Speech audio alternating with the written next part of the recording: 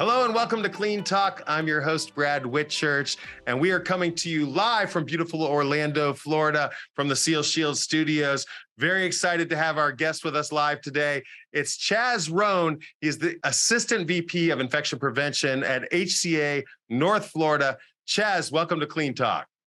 Thank you. So excited to be here, and thanks for the invite and having me on the show. Well, we're thrilled to have you as well. We love infection preventionists. So just a couple guys talking infection prevention here. Appreciate you being on the show. Chaz, what more can you tell our audience about yourself, your background, and why you're on Clean Talk today? Absolutely. So as you mentioned, I am an Assistant Vice President of Infection Prevention for HCA Healthcare, and I've been here for about 3 years.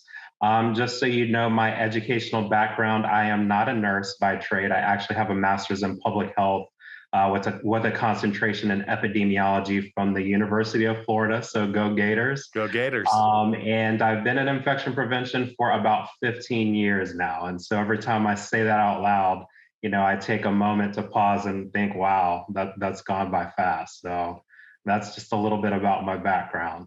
Well, we've been doing this a little over 15 years as well, trying to fight the good fight along with you.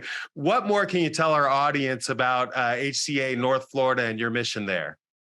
Sure. So our division is composed of 15 healthcare facilities throughout the panhandle of the state, Gainesville, Ocala, and also Orlando. And we're in the business of healing patients and taking care of them and treating them like family. So certainly infection prevention is a big part of that. We want to keep patients safe while they're moving through our healthcare system. So that's what my passion is, and that's what my team does.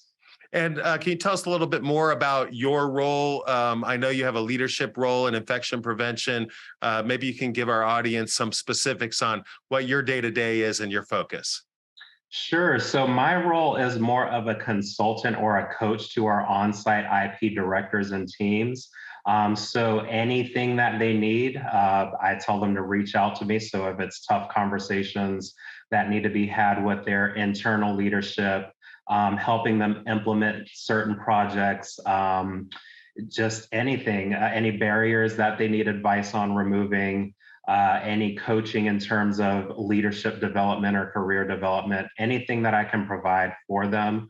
That's at my fingertips. I like to get it to them. If they ask me questions I don't know the answer, I can go out and find it as they're, boots on the ground and busy in the trenches doing the work.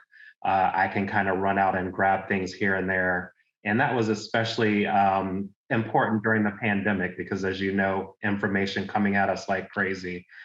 So just to be that person here to answer any questions that they have. Also, a major part of my role is to kind of align all of our facilities around a common goal of reducing HAIs and the processes that we use to do that.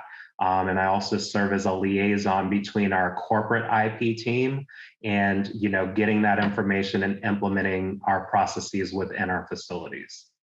Well, it sounds like what we call servant leadership, Chaz. Maybe you can tell us a little bit more about your philosophies on leadership.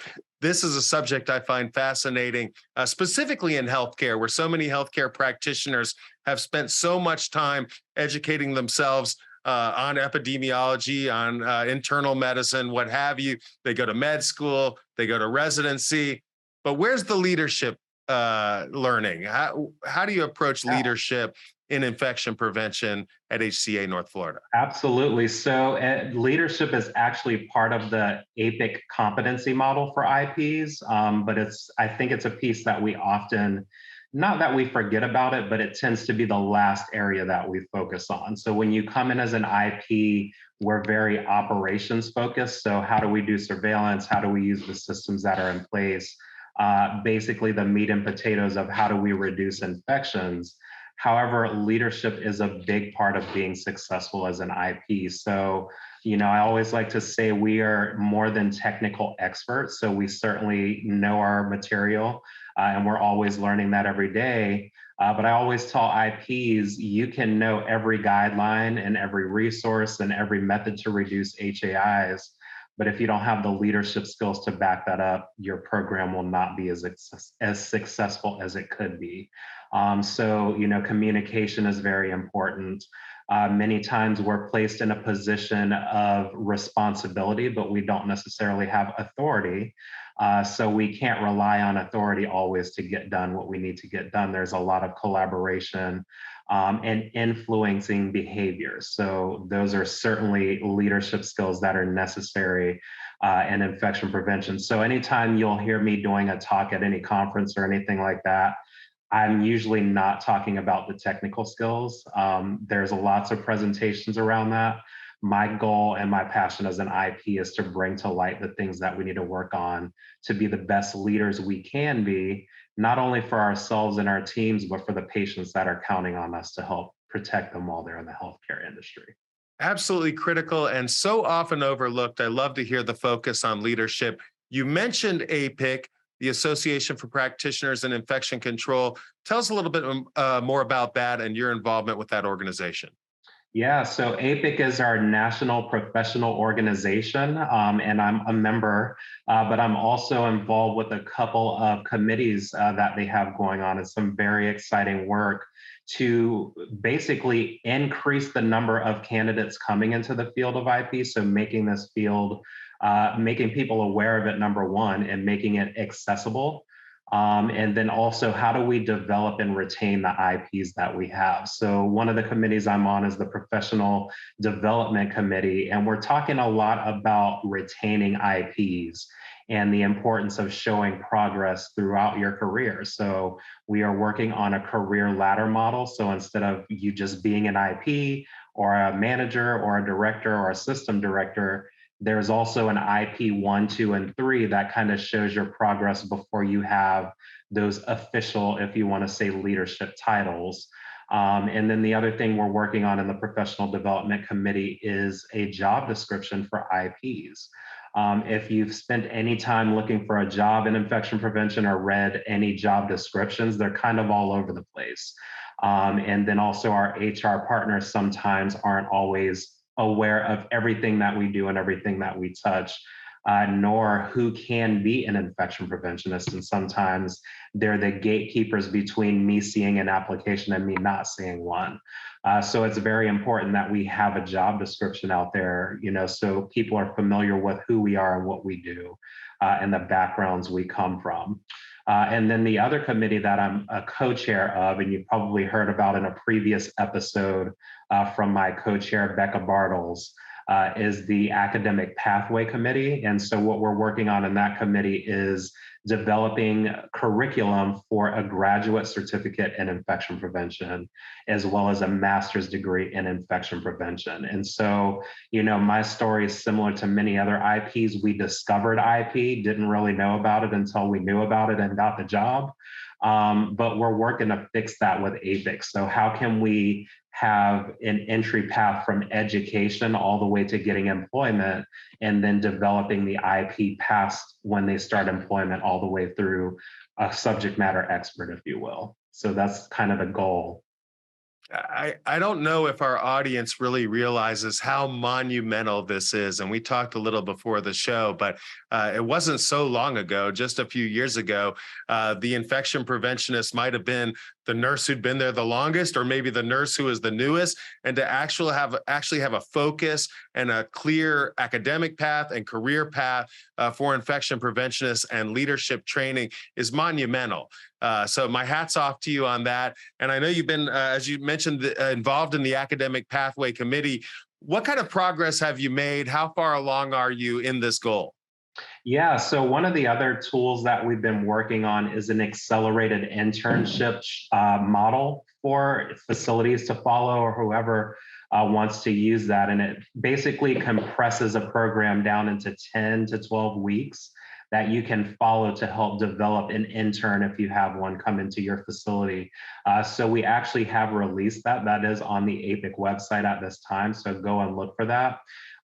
We actually have a meeting in October to shore up the curriculum for the certificate, the graduate certificate that I mentioned to you before. So that's going to be about 18 credit hours of dedicated coursework specific to infection prevention, and just looking at the core competencies and focusing coursework around that to set a foundation for someone to be able to get certified in IP after getting that certificate, and also get employment with experience after that certificate as well. So we should see that one coming out fairly soon. And then after we've built the curriculum for the certificate, we just add more courses onto that to make it into a full master's degree. So I would anticipate by the middle to end of next year, you should see those two products coming out. And it's none too soon, because there has never been a more important time to focus on infection prevention in healthcare. Maybe you can help me with something. We know that over the last couple of decades, we've made tremendous progress on hospital-acquired infections. But now, under the new COVID norm, we're starting to see those hospital-acquired infections inch up across the board. To what do you attribute that, and what can we do about it? Yeah, so obviously, COVID being as big as it has been has really shaken up the world of infection prevention. And I'm not going to take the path of how did it impact HAIs, the typical path we would take. I want to talk specifically about how it's impacted us as infection preventionists, which has in turn affected the outcomes that we see. And so obviously, we had more complicated patients coming in, a lot of younger patients that are kind of end of life. So that was definitely a struggle. But IPs, number one, going into the pandemic, we had lots of vacancies. So there were some surveys done actually in 2019 of about 500 IPs, and there were 25% of IP positions vacant going into the pandemic. And if you want to talk about the vacancy, the length of time those positions are open can be up to 3 months to replace an IP, let alone the cost of replacing an IP. And so I think going into the pandemic with lower staffing ratios for IPs, having vacancies across the United States with infection preventionists, we just weren't able to be as fully present as we could have been. And I think the other learning curve was for leaders to bring us to the table and include us in planning around pandemics, et cetera. So, I think COVID's really helped us come into the forefront in terms of what we do as IPs and what we bring to the table, and also reinforces the importance of having us as subject matter experts. We don't have to be the ones making the decisions, but we certainly should be informing the people directly who make those decisions. So I know that a lot of IPs were invited to the table for the first time during the pandemic. So that was a great experience, and brought us out into the forefront so people can learn about who we are and what we do. Yeah, it's hard to say that there's a silver lining from COVID, but if there is one, it is the greater awareness, right? And you're talking about it, that now there's a seat at the table, you're part of the conversation, which in hindsight to us sounds almost ridiculous, like that, well, that should have always been happening, but that's the way it is, right? So greater awareness for the importance of infection prevention as a result of COVID. What other changes have you seen in the healthcare setting or specific to infection prevention as a result of COVID? Yeah, so actually, I talked about us being in the limelight more within the healthcare industry, but it's also helped to expand the awareness and the need for IPs outside of healthcare. And so, there are cruise lines looking for IPs now. And I live in Florida, I live in Tampa, and there's actually a port right here. So, I'm always seeing those jobs come up. And I'm aware of a facility that's in the area here in Tampa that's assisted in reopening the Florida Aquarium that's here in Tampa. So they help them come up with their COVID protocols and that sort of thing. So it's really not only within the healthcare setting per se, but even in the community, the need for infection prevention and epidemiology to help us get back on our feet after a pandemic has been very important. And it's just been cool to see some of those industries actually reaching out to IPs to consult with them to figure out how to move forward safely. You make a great point, and I'm sure there's other industries that can benefit from that expertise. Here at Seal Shield, we've done business with various cruise lines for a number of years, and I found that they're very serious about infection prevention. And again, you have to wonder why they haven't taken that stance of having a dedicated infection preventionist on staff in the past, because it is a for-profit model. People get sick, it's on the news, people cruise less, and it hurts the bottom line. The cruise lines have been very serious about taking the proper actions for good infection prevention. And of course, they suffered tremendously during the pandemic. What about other industries? Are you seeing other industries saying, hey, we need to have someone in-house addressing this? I mean, I can think of hospitality, restaurants. Are you seeing any other industry saying, this is important to us, we need to have someone in-house? Yeah, so the most interesting one that I've heard about is actually Netflix had reached out to an IP colleague of mine for advice on how to be safe in the studio environment as they're creating content and that sort of thing. So I thought that was amazing, just to have the forethought to want to bring in someone to help safely reopen that industry. And again, there's a lot of dollars at stake around that. So, to their benefit to have someone with that expertise. I wouldn't say so much that they need to have someone in-house. But definitely there's consultants out there that you can reach out to just to help you get started, get some policies in place. And then also a good relationship with your local health departments is very important as well, because we're starting to see some subject matter experts in infection prevention housed in our local health departments as well. So That's I'm a happy great to see tip. the relationships being established. Yeah, and why not, right? Every business is dealing with this new norm. Offices are deciding what best practices is for work from home versus collaboration, culture, creativity. How do you balance those things out to have a safe, happy, healthy environment for our workers? These are discussions that we weren't having a couple of years ago, and now we're all trying to navigate that path. What is the best practice for companies that are trying to determine the safest way to resume their businesses? Would you recommend, as you said, that they go to their local health department, or where do you turn if you're trying to find out the right thing to do? I would start with the local health department. They can always direct you to the right place. And so, there's CDC guidance for pretty much every healthcare setting, and then actually the public settings as well. We see the news out there about community transmission versus community level. So, CDC always has the latest guidance for people to refer to. It's just a matter of knowing where to look. So, your local health department can always help you get up to speed with the latest guidance that's out there. And as I mentioned, there are lots of IP consulting firms out there now. I think I've seen a proliferation of those during the pandemic, as well as interim IPs that can actually travel to different healthcare facilities to fill some of those vacancies that we talked about, to make sure we keep facilities safe even if there is not an IP in the position right now. Well, that's great information. And Chaz, you're generating a lot of interest from our audience. We have a couple of questions that have come in. First, someone asks, is there any opportunities for site IPs to be on the advisory board for the development of the IP Masters program? If people want to get involved, what should they do? Yeah, so we actually do have a whole team. So we have a couple of people, my equivalent in different universities, healthcare settings and systems. And we do have some bedside IPs that are a part of the team as well.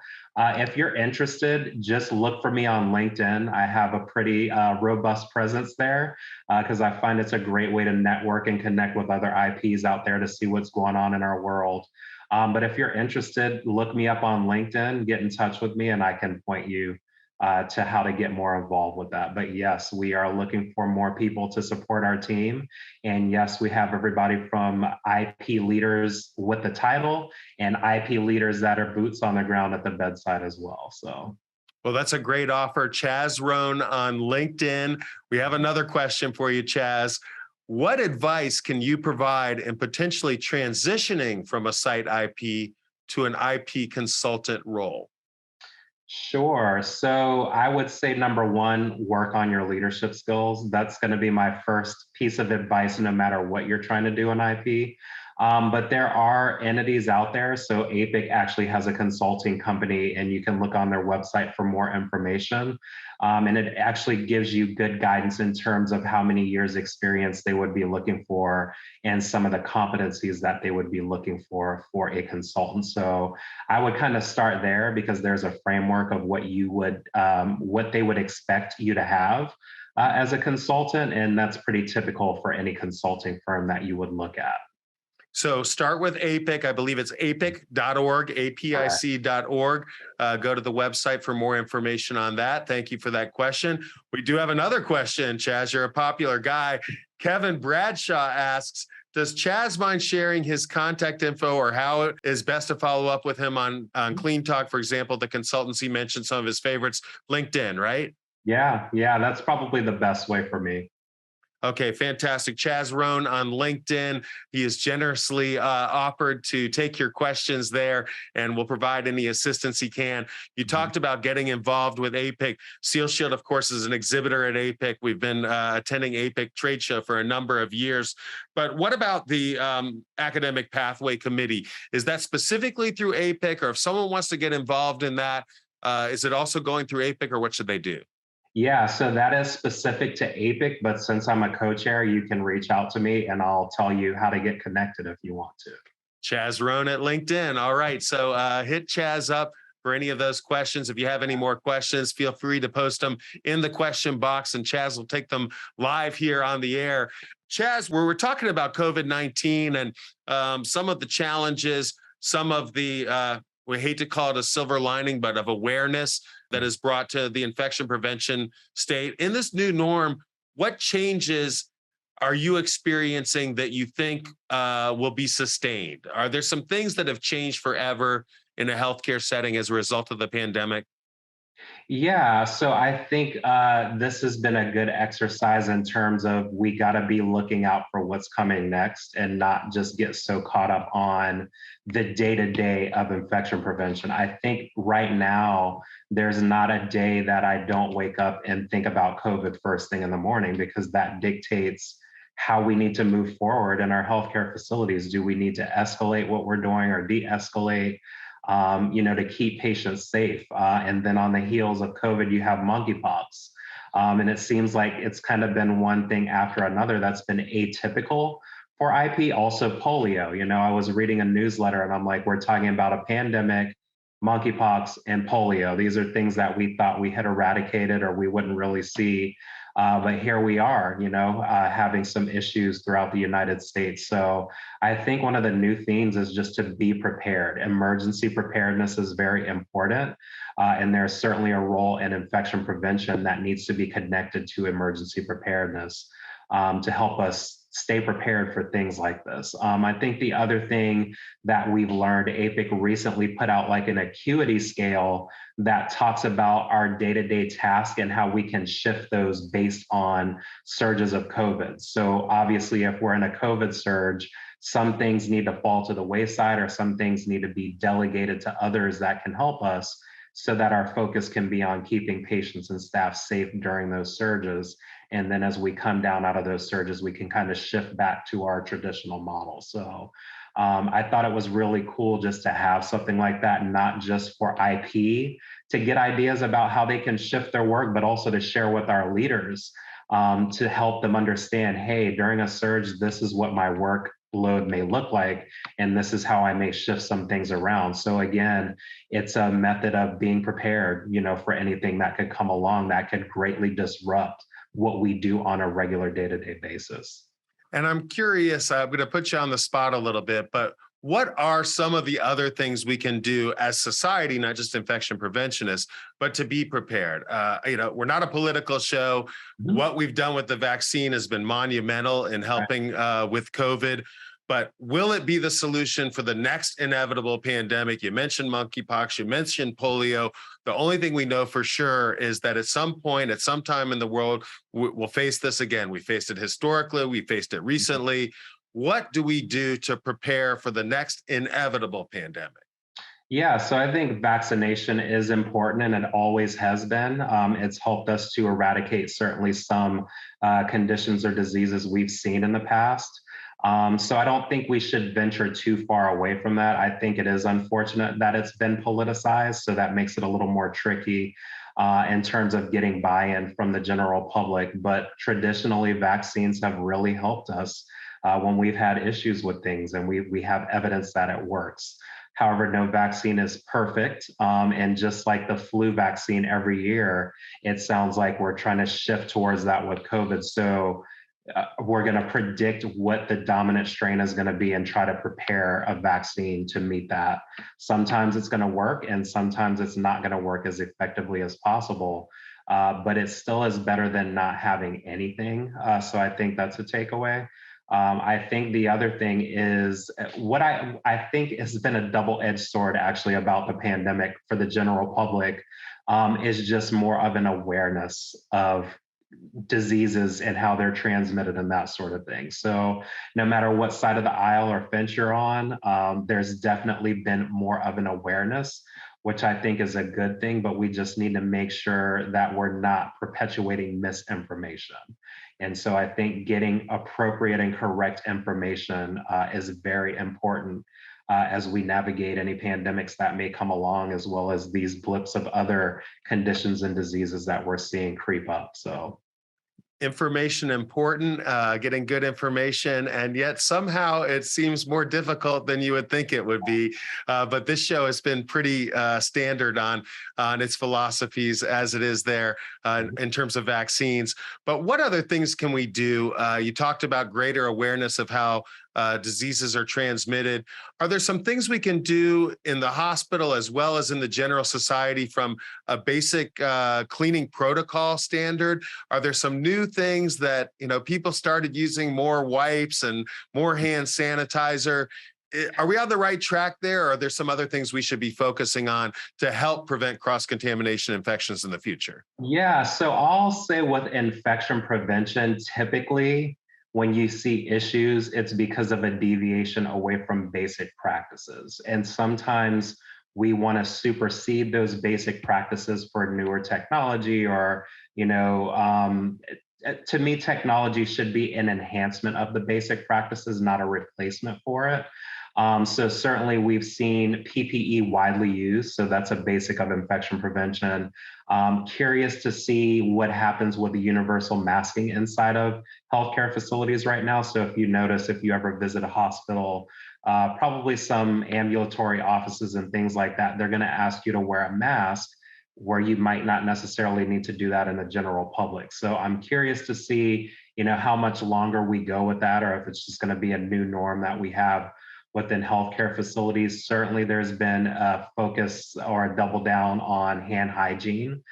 So that's the number one way to prevent transmission of infections in the healthcare facilities. And I would venture to guess to yourself as well in the general public, keep your hands clean. And also disinfection of the environment has been very important as well. So again, all basic things. I appreciate the technology there, and certainly making it easier to achieve the basics is very important, especially given limitations with staffing and that sort of thing that we're seeing in our healthcare facilities. So refocusing on what we know works, hand hygiene, cleaning principles. Have there been any changes to the best practices or any adoption of new technologies specific to infection prevention as a result of COVID? Are you seeing anything new? Are you doing anything different that you can share with our audience? Yeah, so in terms of technology, our company has a habit of going back to basics first and establishing that we're doing those practices well. And then if we're still seeing issues, then we'll troubleshoot to see if there's a technology or an enhancement that we can bring in. But I'll tell you one thing that we have refocused on that's kind of new and progressive, I think, in infection prevention. It shouldn't be, but it is diagnostic stewardship. And so a lot of us are familiar with antimicrobial stewardship, which is being responsible and judicious with how we're using antibiotics on our patients. But diagnostic stewardship is kind of the equal, or it's very closely related to antimicrobial stewardship. And so something we've done a lot of focus and attention on in our facilities is focusing on how we're culturing patients. So if you want to say the culture of culturing is kind of how we coin it, but there's a heavy focus on getting the right test for the right patient at the right time, understanding the implications of a test that isn't necessary and how it can invite unnecessary treatment with antibiotics. So we start to get into antimicrobial stewardship, as well as if it's going to change the care plan for the patient. So there's just, and also if we're going to proceed with collecting a culture, how can we do it in the best way so that the result is the most meaningful? So meaning that it's not a contaminant or it's not misleading. So again, could dictate what meds you use or what meds you don't use. So just kind of, do we need it? If we're going to get it, can we get it appropriately? And just having those conversations collaboratively with our physicians, our infection preventionists, and our nursing partners within our facilities. And you mentioned antimicrobial stewardship. Is that the most important aspect of preventing superbugs? What can we do to prevent the proliferation of superbugs in hospitals and in the wider community? Yeah, so again, it's, there are papers talking about how COVID has impacted not only IPs, but pharmacists as well. So they've been pulled into a lot of COVID related issues and looking at meds around that and, distributing those meds and figuring out who needs them, et cetera. And there's been less amount of time spent on looking at meds that are ordered, determining if they're appropriate for that bug that they're treating. So basically doing an antibiotic timeout. There was a heavy focus on that before the pandemic, but with us being pulled away from our traditional workflows, we've kind of stepped away from that a little bit, but there is refocus around that. We talk a lot about it in our company specifically, but within the healthcare industry, it's very important. Even when you go to your doctor's office, for those of you that are out in the public, even treating a virus with antibiotics, we don't treat viruses with antibiotics. So you would want to know if you have a virus versus a bacterial infection. So if your provider isn't discriminating against the two, or telling you what you have and basing your treatment on that, that's a question you would want to ask to make sure that you actually need to be exposed to antibiotics. And the other thing I'll tell you is if you are put on antibiotics, to finish the course. So taking half of it or saying, now I feel better, I don't need to do the rest, that can also set you up for antimicrobial resistance moving forward. Yeah, and I think there's a generational thing here as well, because as you said, when I was a kid, you were sick, they gave you antibiotics. They didn't distinguish whether it was bacterial or viral. You got antibiotics. And now my generation as parents, we say we want our kids to get antibiotics. But now we know that antibiotics is not the cure-all. And that's what you're talking about. And of course, the overuse or improper use of antibiotics has been a big part of the problem that's making superbugs resistant to the antibiotics that we've been using to treat ourselves. So great advice there. A lot has changed in a short period of time as a result of COVID. You've talked about some of those changes. What about predictions for the future? Yeah, so in terms of IP, I think, we talked about getting back to the basics and the day-to-day things that we do, but also we need to figure out how to recruit more IPs. And so if you are in a position to hire IPs and you're listening to this program, I want you to be more open-minded in terms of the candidates that you're looking at. And so majority of IPs that's been demonstrated by APIC surveys is nursing. At last count, it was over 80% of IPs are nurses. And I think that was from 2015. And we have the results of a 2020 survey looming. It hasn't been released.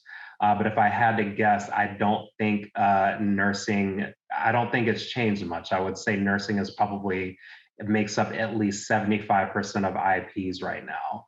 But two candidate pools I'll quickly tell you to look at is Masters in Public Health with EPI.